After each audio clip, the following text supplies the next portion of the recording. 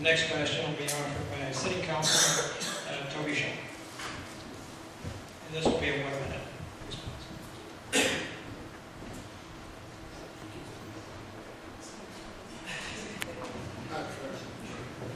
Thank you all for inviting me out tonight, Octave. My question to you as candidates running for council this time around, and I don't have you being up here, is this. In the last couple of years, we've changed how we funded non-for-profits. We used to fund them through some CDBG money, through Riverboat. There's currently some proposals to do some different things for non-for-profits. What's your vision for how, if we should at all, do anything to help our non-for-profits here in Elgin? Thank you, guys.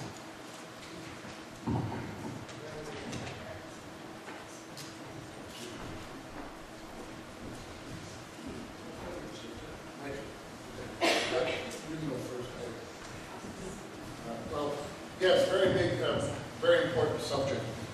Human service agencies have been decimated across the state. Elgin in particular, because we have a lot of them. Because we have a lot of need. We have a lot of people that are vulnerable.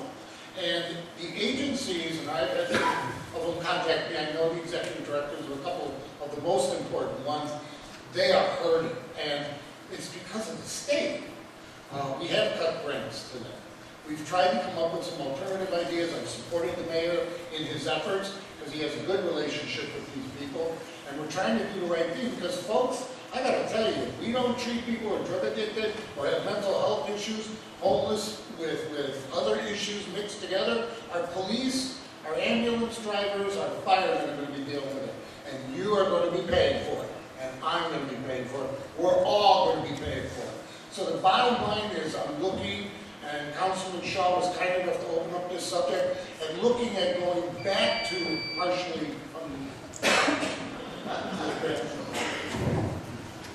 Well, as said before, I served on council previously, and during that time I was very active with DNA when Norma Mees was there. So the city was talking about cutting the funding to DNA. So I talked to Norma, tried to find out some ways that we could help non-for-profits generate money for themselves. One of the things that we did, I connected her with a gentleman on the east side that used to do the carnivals in Trout Park. So that's one of the things that DNA started doing because I connected her with the necessary people. One of the things that I would like to do is work with non-for-profits and do a food truck event. The one that we had downtown was very successful. A friend of mine owns a food truck in Chicago. They did one in Schaumburg. The food trucks, over 20 food trucks was there. Those food trucks made an average of $30,000 each in one day. So I've been talking to some of the non-for-profits, giving them that idea. I sit on the board of the museum. That's one of the things that we're going to be doing. I proposed 2 years ago to get the city council out of the decision-making of funding non-for-profits with riverboat money. At one particular council meeting, we completely changed the recommendation and gave one organization a 20% increase at the expense of the others who were in line to get money. It's too political. We need to find another way if we're going to continue to fund non-for-profits. We have to look at a couple different value point systems. One, what's their natural daily or yearly budget? Second thing we look at is where else are they getting funding? In some of the non-for-profits we have in our city, they're getting 5 checks every year from every citizen who lives in Kane County and in Elgin Township. They get federal money, state money, township money, city money, and they also get other types of money that's given to them through other branches that make donations from the riverboat. I don't know if we should give it up, but I know one thing. We can't keep doing this and having it be so political to us. I love not-for-profits. When my wife and I have extra money at the end of the year, we contribute to not-for-profits. If I'm asked, I'll work a fundraiser for a not-for-profit. Those not-for-profits are accountable to me because I'm choosing where my money goes. When the city takes your money and gives them to a not-for-profit, that not-for-profit is no longer accountable to you. I do not like the city taking your money and giving it to not-for-profits. If you, as the taxpayers, want that not-for-profit to succeed, you will give to it. If you don't, I don't know what's happening in the timeout. Well, I'm assuming timeout. Thank you.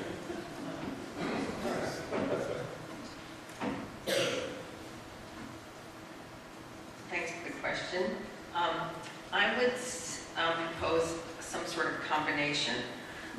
I am not in favor of taking all the CDBG funds only for the city of Elgin. I propose that we give some of those back to the not-for-profits. The vote was set up some years ago with the promise that not-for-profits that support our more vulnerable citizens would get some of that money. I think that needs to stay. The loan program has been somewhat successful. That could be, we could try to push that forward at a smaller amount into the future, depending on the state.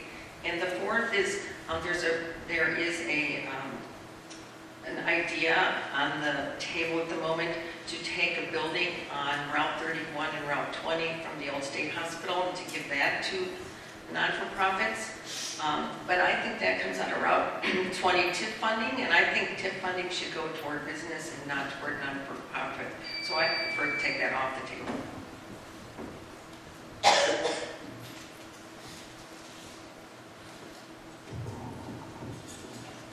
not-for-profits we're talking about are community partners.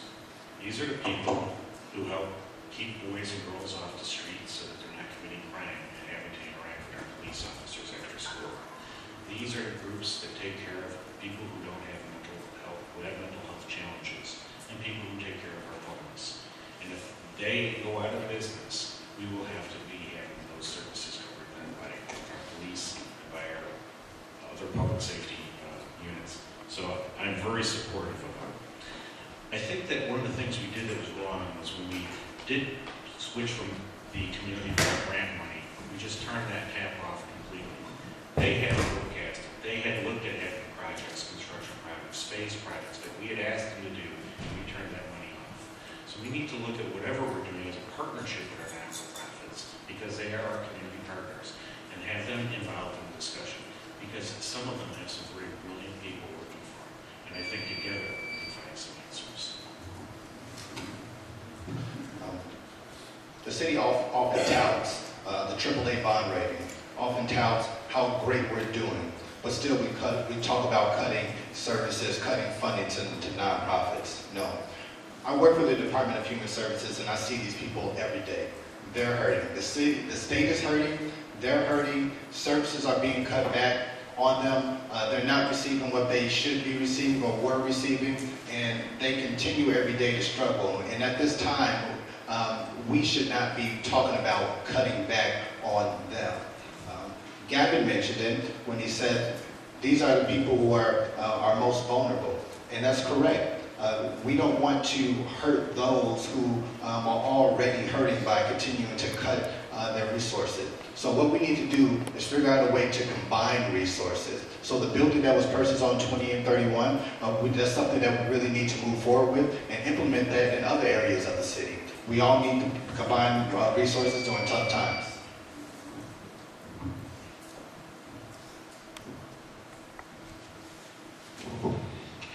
The next question was offered by Councilman John Stephan. This one will begin with Ms. Rogers. The question is, what is your vision of Elgin 20 to 30 years from now, when most or all of us in this room will be gone and the current council in place? And what do you foresee are the challenges the city will face over those 20 to 30 years? There's 1 minute. Well, my slogan for my campaign is hopes and dreams. And I think our community offers individuals hopes and dreams. So I would like to see in 20 to 30 years a community that similar to the way we are now, that embraces everyone. A community that is striving for vibrancy, accepting people, that people can come into our community and make a living wage. I would like to see companies come here that will pay a living wage to our residents. So those are some of the things that I would like to see in the near future and 20 to 30 years from now. I want this to be a place where people choose to come, not where they landed here and they just have nowhere else to go. I want this to be a choice for individuals 20 to 30 years from now. I'd like to see Elgin in 20 to 30 years have many people who can say they've been here for 20 or 30 years, or 40 and 50 years, 60 and 70 years, or 80 or 90 years by that time. I think we need to start looking at laying the groundwork for 20 to 30 years by making a decision. Are we a blue-collar town with white-collar sections, or are we a white-collar town with blue-collar sections? Right now, we have an identity crisis, and hopefully that can get solved by the time 20 or 30 years from now comes up. I think we also need to look at taking better advantage of the sporting facilities that we have here so that we can become more well-rounded. There is money in sports. As a father of a swimmer for 8 or 9 years, I'm still paying off swim lessons and still paying off for swim tournaments. There's money in sports. I'd like to see us expand into that and consider that. But we need to find an identity first so we have something to enjoy in 20 to 30 years. What this city is going to look like in 20 to 30 years largely is dependent on how you vote in this upcoming election. I would like to see the city of Elgin be a destination again. It used to be. People used to come in from the city of Chicago and shop at Elgin. We can be that way again. Maybe not with big box, but if we focus on strong, results-oriented economic development, focus on bringing in small business, we can become a destination again, and not just in our downtown. There's storefronts all over the city. We can do it again, but you have to elect people that want this. If you don't, we're going to continue as is. 20, 30 years from now, we'll be the same. I think this is an important election year. Two things are coming up. One is a new strategic plan, and the second thing is a new comprehensive plan. And that new comprehensive plan looks at how Elgin will look in 20 to 30 and 40 and 50 years. Are we going to expand out to Route 47? Are we going to be another suburb with sprawl? Can we rethink? Can we be a better planning community than the rest of the United States? I very much think that we should keep density in our downtown. I think it's a really new way to think of our zoning. I think it's a different way to look at economic development.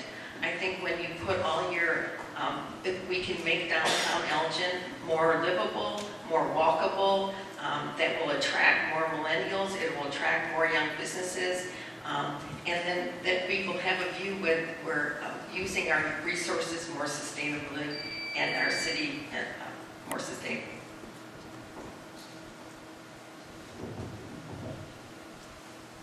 The reason I came to Elgin was because I had a job here. But I applied for many other jobs, and I had been accepted by quite a few other fire departments before I decided to stay in Elgin. Actually, I was on another career department beforehand. I came here because I felt it was a place to raise my family. I think that's the big thing that we have to look at is I want to see Elgin be a place where you can raise your family.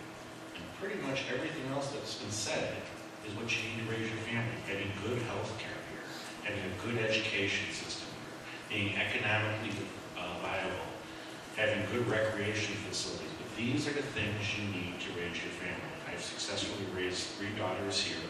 All of them have graduated college. All of them are gainfully employed in vastly different career fields, arts, medicine, and retail. And I think that comes because of the education and the experiences in the community that they've received here in Elgin. In 20 to 30 years from now, I would like to Elgin be where we are today. And that's the best. We're number one, and we don't say it enough. We need to make sure that our neighboring communities know that we're the best. I'm tired of going to our neighboring communities and seeing things that we don't have. When Elgin, we should have things here. Our downtown area should be like it is in some of our neighboring communities, or better. The services that we receive here are great. Our public service is great. Everything is perfectly primed to be successul, more successful than we currently are. And we're headed in the right direction. We just need to elect the right people to make sure that the right people with the right vision that has a plan that can deliver on what needs to be done to make sure that we get there.